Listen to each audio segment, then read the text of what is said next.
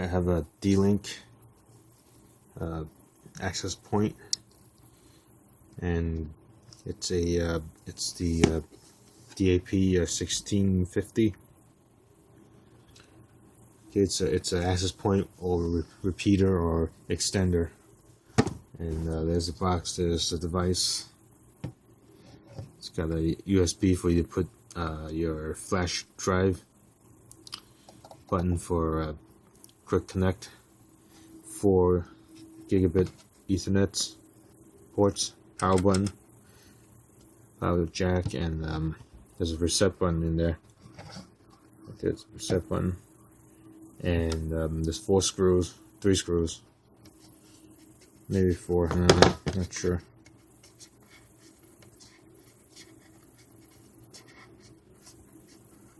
Probably 3.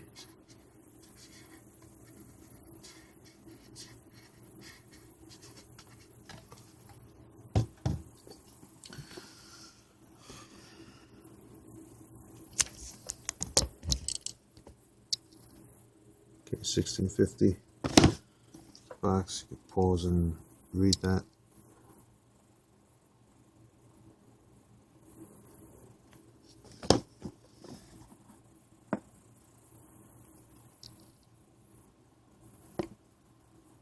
Pause and read that if you want.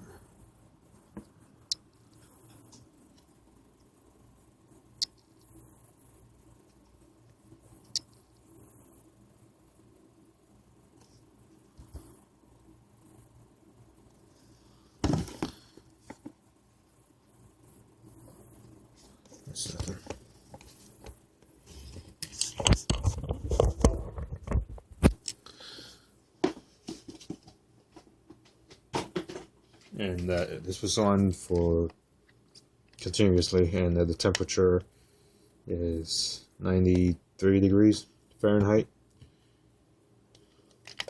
or 33 degrees Celsius. It's the outside temperature.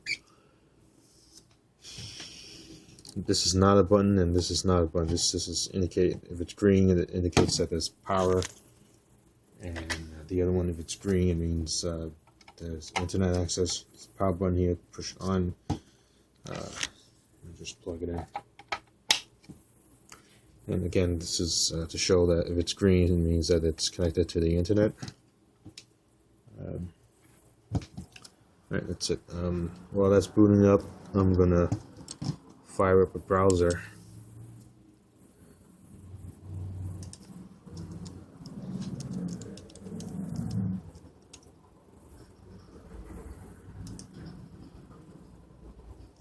And while that's happening, so after a while, your access point or whatever has gotten an address from your router.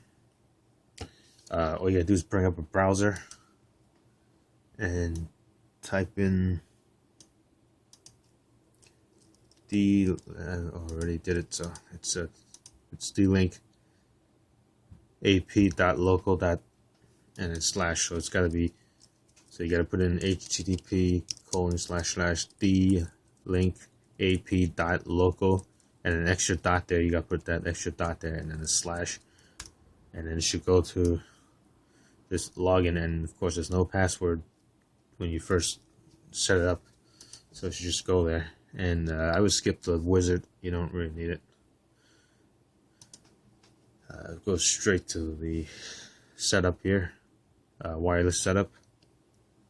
Okay, skip the wizard, just go straight to a wireless setup. So in my example, I'm using it as an access point, so access point is what I chose. And then I kept the radio schedule alone.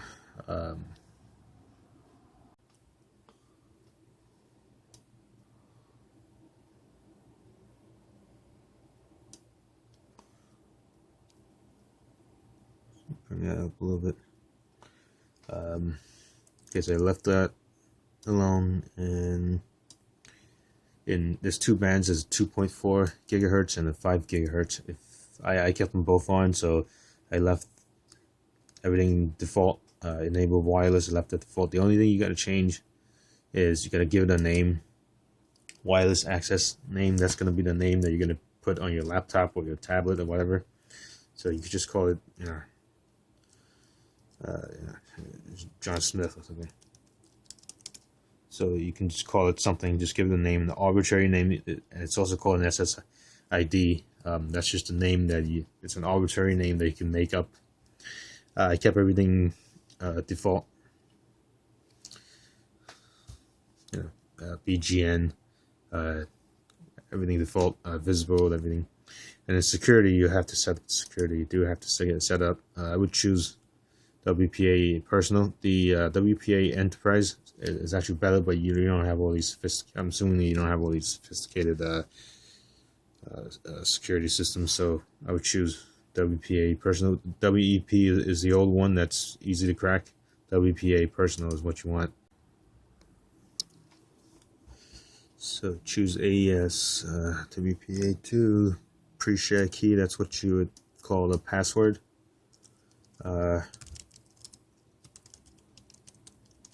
can choose any really long password you want.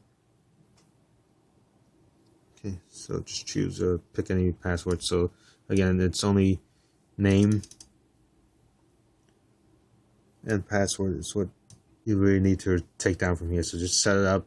Just only remember name and password. That's the only thing you need to remember to set up your laptop or whatever. And that's the 2.4 gigahertz band and the 5 gigahertz band. All you're doing is just repeating yourself. So you're doing this twice. So 5 gigahertz band, leave everything default. Wireless name, John Smith 2. Leave everything alone. Visible, whatever. Again, set up WPA Personal. Again, same thing. WPA 2, AES, same thing, and password. And that's it. And just click save, and then that's all you need to do. For the network settings, which is the next one down, you just leave everything default. Just get it to work. If all you want to do is just get it to work, you just leave it default, and then you can change it later if you want to. If you have any preferences, IPv6, IPv4, you're not going to really need IPv6. It's not being used yet. Just leave it alone. Storage, that's if you want to use the storage card for the USB port in the back of the device. There's a USB port. This is the Windows sharing on network neighborhood. I'm not going to go through that. I'm just going to get it to work. Just going to show you how to just get it to work. And media storage. Advanced tab. I'm just going to leave that alone. Advanced wireless. You can leave the defaults. Transmission power, you're going to want 100% unless it's interfering with anything. Leave everything default. Guest zone. I choose not to use it. It's if you have guests, you give them temporary access. If you want security, I would leave it disabled. QoS to limit bandwidth. You have kids downloading stuff. Wi-Fi protector setup, you can just disable it. I just disable it. It's not really that hard to set up a router. Left it alone. Maintenance. You could change. I would change the password right away. The admin password. That's to be able to get to the router. I would change that right away. Put in the new password, and everything else you can leave alone. Oh, it has this interesting thing here. It's a graphical authentication system. You can leave that alone. Firmware. You check the firmware. Leave it alone. Time. You set the time. There's a time server. System check. You don't need that.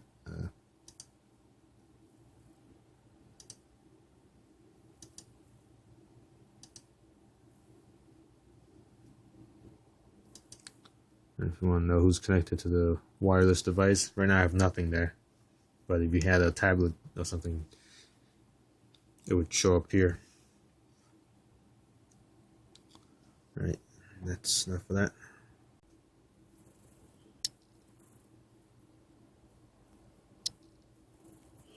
Right, let's take a look at what's inside here. I already removed the feet here that covers up the screws. There's 3 screws that are covered up by these little bumpers here. So let's take a look at what's inside. I've never opened it up before, so I don't know what to expect. I can't tell you what's in there because I've never seen it. I just got this in the mail from Amazon 2 days ago. So I've never seen what's inside. Looks like it's 3 screws, but don't know if it's hidden. That's a hidden screw or whatever.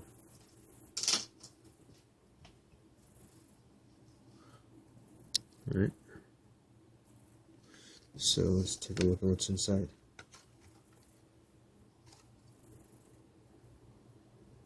Again, I've never opened it up before.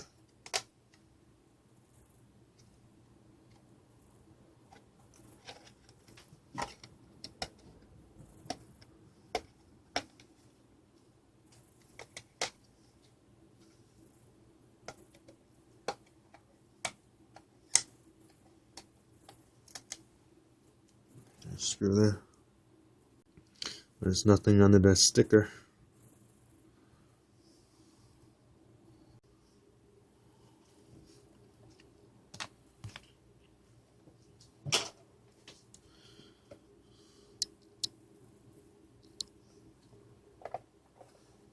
Okay, got that part open.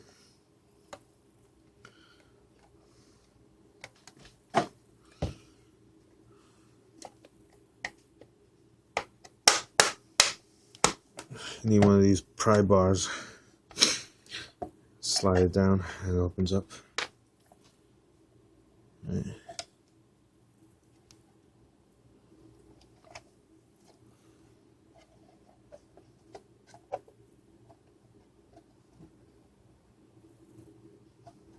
Right.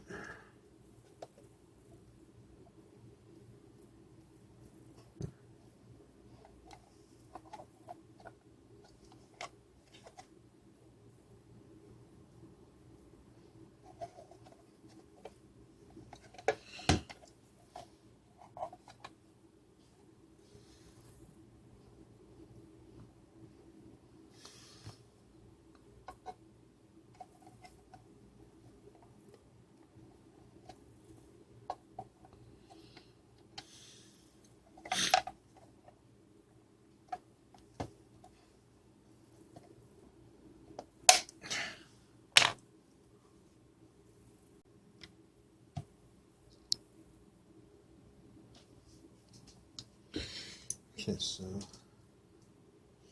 let's see what else is in there.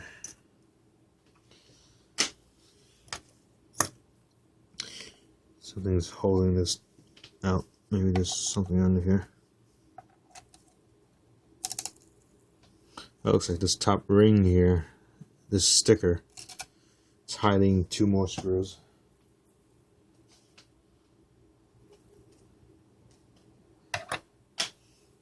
So 3 screws on the bottom and 2 more on top. It's holding this together. Hidden screws.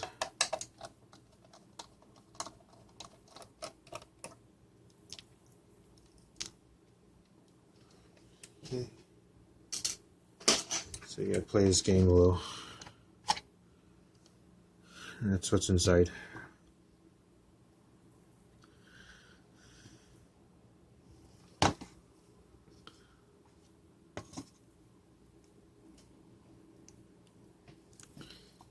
Alright, so least important, the cover here with the 2 indicators. There's nothing else in here, just an empty shell.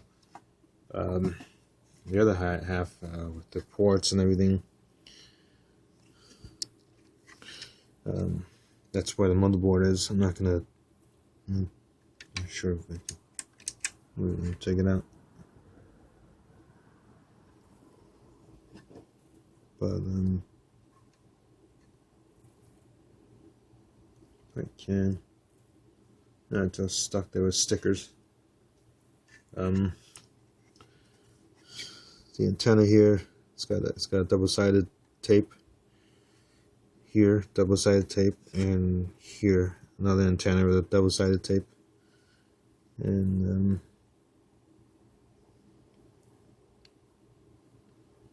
yeah, there's no way to pull it out without removing the solder and the antennas. It's stuck there. So just I guess let's take a look at what's inside. You can see most of pretty much everything anyway, so no need to pull out the motherboard just to look at it.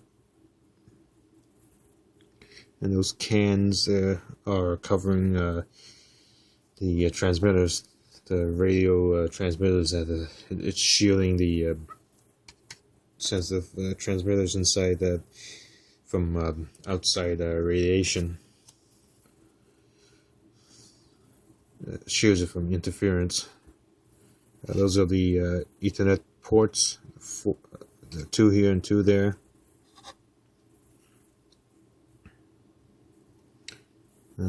Probably remove that. I'll remove it later. I'll try to remove it later. See, everything's all glued together. The plugs and everything's all glued in there. Again, I got this like 2 days ago from Amazon. Actually, yesterday. I got this yesterday morning from Amazon in the mail. So I don't want to destroy it since I haven't actually used it. I've only got it set up to put a couple of tablets to test it to see that it works. And later I'll show you, I'll let you know if it's reliable or whatever. I had it on for a little while, 24 hours a day. It's been 24 hours. That's a revision. This DAP1650 A1G. And that's the other side. I'm just flipping around. Flip it over, and that's the other side. The 2 LEDs. In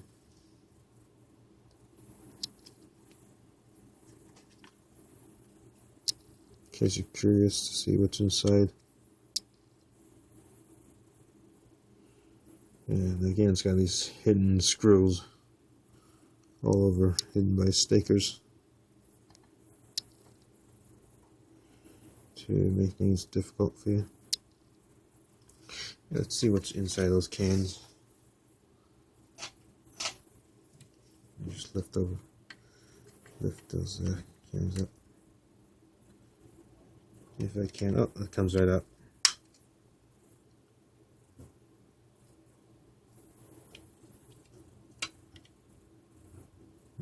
Be careful.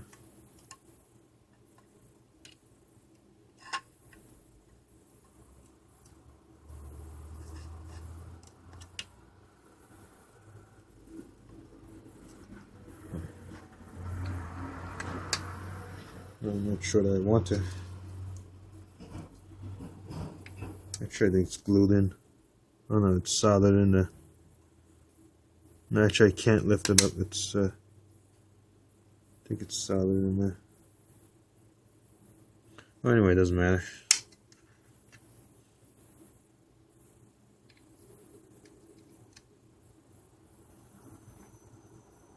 No, it's glued in there. But from the back of it, I would say there's a chip here, here,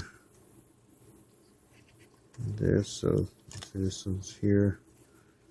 So there should be a chip here, one here, one here, and a couple of them here, one here, and one here.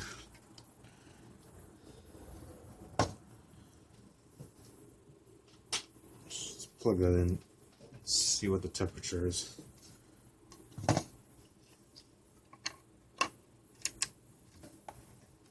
While it runs, see what the running temperature is.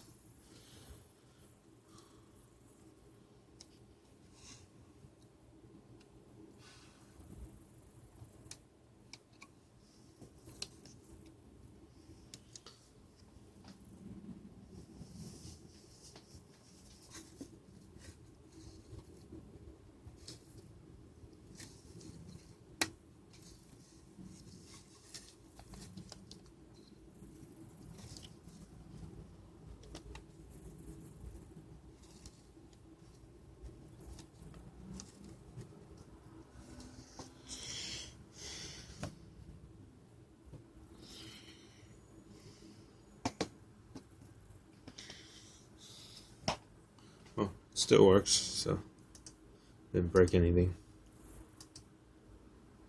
It's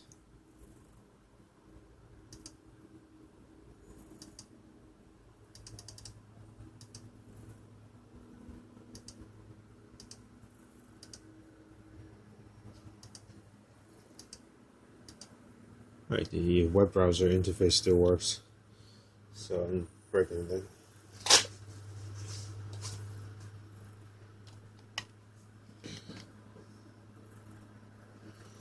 Temperature 89, 88, 89.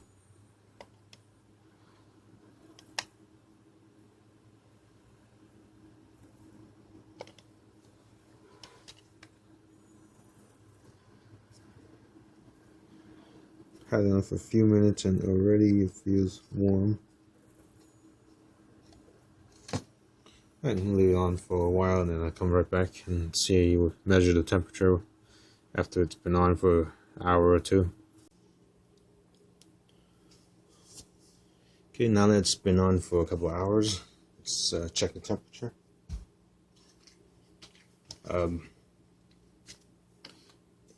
It feels very warm. The metal here, the metal part, the shield here feels quite warm.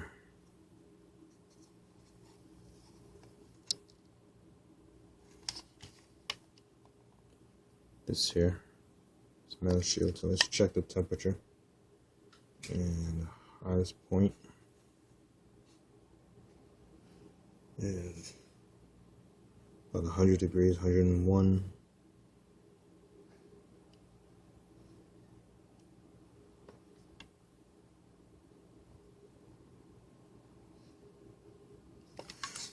The other side, 107, 108.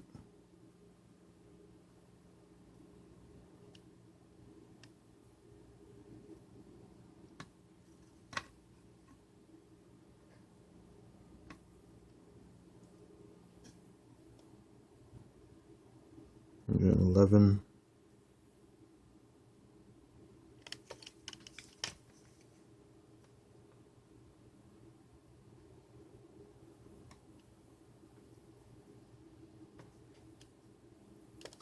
$111 is the highest temperature. So probably 130 degrees. The chip, since the chip's behind the shield here, could be anywhere from 130, 140 degrees inside.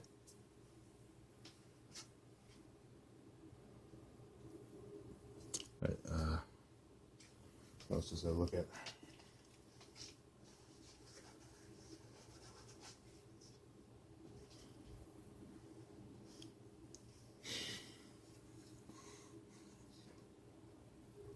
So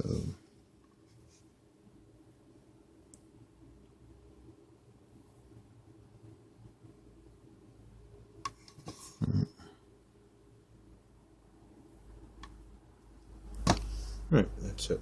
Thanks for watching. Actually, guess I can put it back together.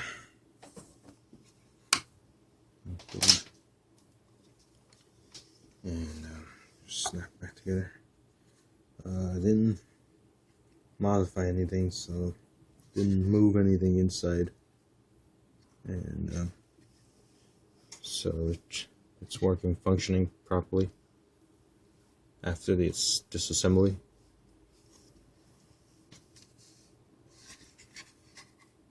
And now that it's off, I'm going to touch it, and yeah, it's pretty warm. Right, and check this. Right. So let's put it back together. And then slide it in from the top, it looks like. And then the rest of it just snaps together loud.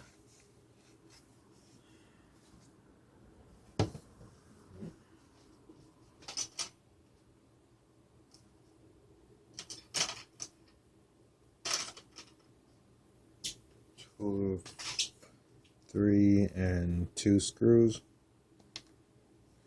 The 3 larger screws are on the bottom, 2 smaller screws are on top, and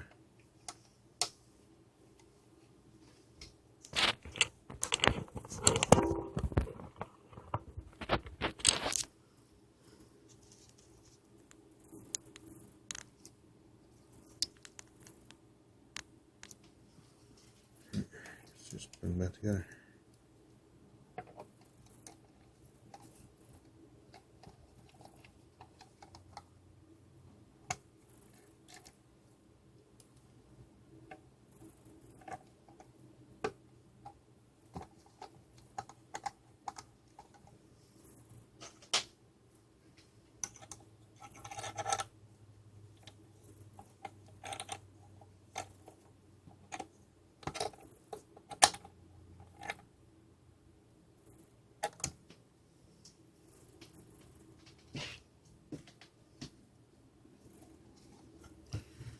And there's a little notch here. You see that? There's a little notch.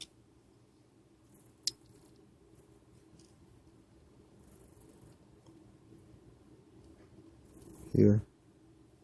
And here. So I'll just take it back together. Notch there.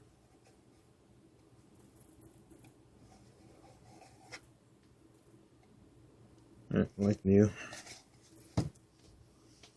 And top part. It's a really nice screwdriver, by the way. I haven't found a screwdriver like this in a while. It's all metal. It's got a magnet inside, and it's made by this company here. iFixit. Been buying so many screwdrivers, I haven't found one that's good. That last, they all break. None of them last, and it's the only one that probably will last because it's all metal.